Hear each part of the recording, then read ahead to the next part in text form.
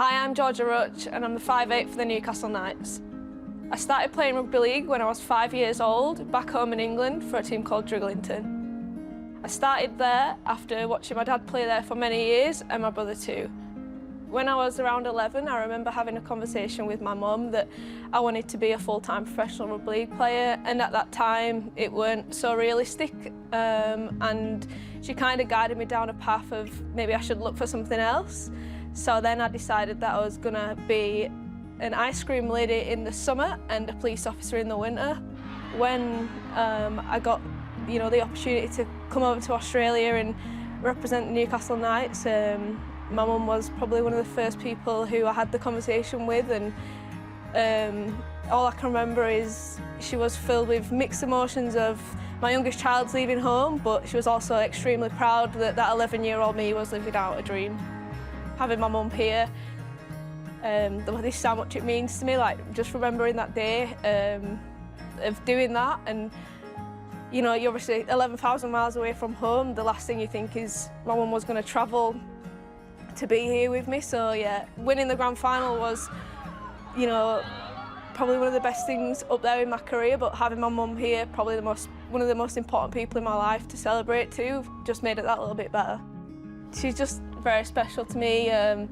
Growing up, she was the one person who ran around after me, made sure that I was in a position to be able to follow my dreams, never doubted me, and always pushed me to be better.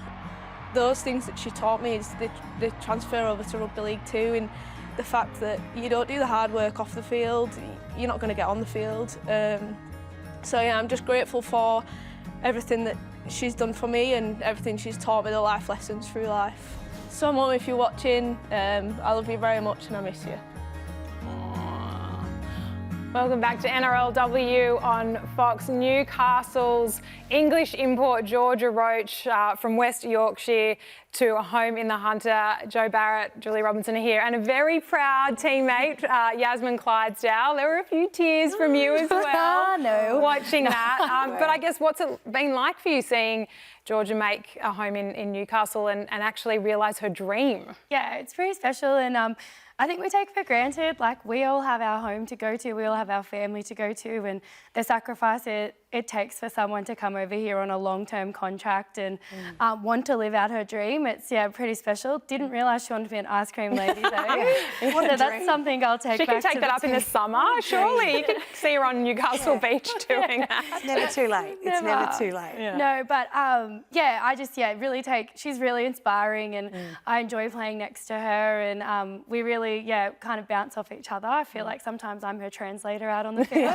but again, she's just inspiring, and I think we need to always get around her and remember that she's from a long way from home. Yeah. And Yazzie, it's your second year playing rugby league with her. How has her influence on the team developed over the last 2 seasons, on the field and off it? Yeah, no, she's had a massive influence. Like, she plays in the spine, so she has a big say, and I've just seen her confidence grow with those around her. So again, and as a confident player, she's able to do a lot more on the field. So and I love playing next to her.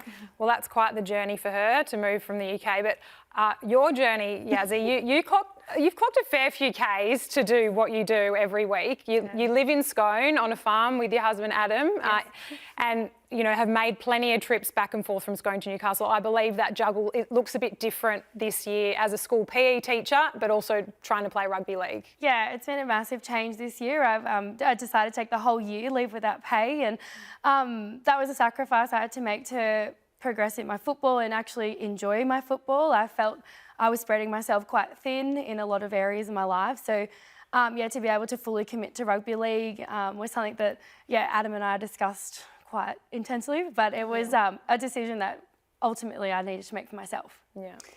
And with the change in the game and the way you've had to increase your commitment, you're playing really well. I've got to say, you're a delight to work with. You showed some emotion there with Georgia, but when I see your name on a team list, I don't like it because I'm usually supporting the opposition.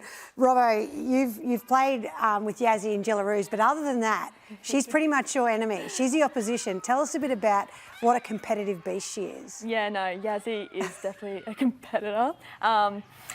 No, like she is an incredible athlete herself. She just runs so hard and her ball skills as well. So no, she's definitely a player that I don't want to come up against all the time. But no, she's an incredible athlete, and my favourite part probably playing against her is like her reactions to things. She's so Bit lippy, funny on the bit field. lippy. Bit of feedback for the referees. That's okay.